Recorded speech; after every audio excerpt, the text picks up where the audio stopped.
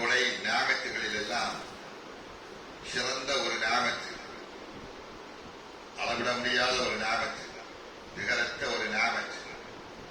அதுதான் ஹிதாயத் என்கக்கூடிய ஞாபகத்து, நேரான வழியை தெரியக்கூடிய ஒரு பாக்கியம்.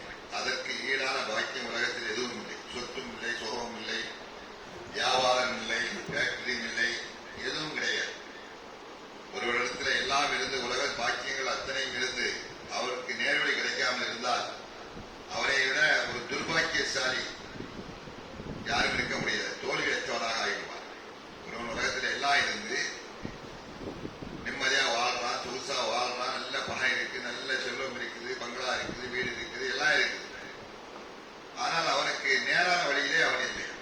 நேரான வழி இருக்கக்கூடிய அந்த பாக்கியம் மட்டும் இல்லாட்டா இந்த சொத்துனால இந்த பிரயோஜனம் இல்லை, இந்த வியாபாரத்தினால இந்த பிரயோஜனம் இல்லை, அவர் சேகரித்து வைக்கக்கூடிய பணத்தினாலே எந்த பிரயோஜனம் இல்லை. காரணம் அதெல்லாம் நாளைக்கு மரண தருவாயில் நமக்கு கை கொடுக்காது. நம்ம எல்லாரும் ஒரு நாளைக்கு இறந்து அல்லாஹ்விடத்துல போகிறோம். எல்லாரும் மறிக்க போறோம். அன்றாடம் மரணம் நடந்து கொண்டே இருக்கிறது, பார்த்து கொண்டே இருக்கிறோம்.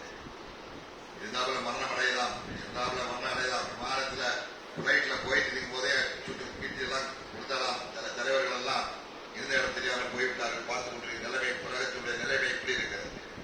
ஆனால் அவன் எப்படி இறந்தாலும் அவனுக்கு கை கொடுக்கிறது எது என்று சொன்னால் அவனுடைய ஈமான், அவனுடைய அத்தீதான், அவன் பெற்ற நேர்வழி.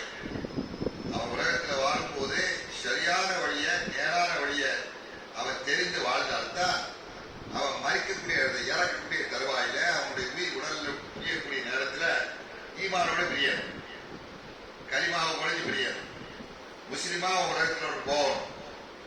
எல்லாம் இருந்து உலகத்துக்கு போகும்போது அவன் காடிடா போயிட்டான்னா உலகத்தில் வாழ்ந்தே பிரயோஜனம் இல்லை, எந்த பிரயோஜனம் இல்லை.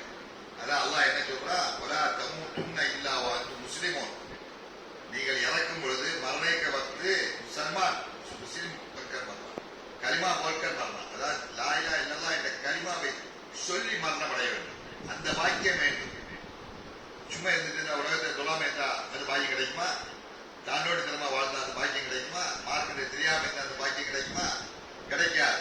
அந்த பாக்கியம் வேண்டுமானால் அது தெரியணும், கலிமாவுடைய அர்த்தத்தை தெரியணும், கலிமா என்றால் என்னவென்று தெரியணும்.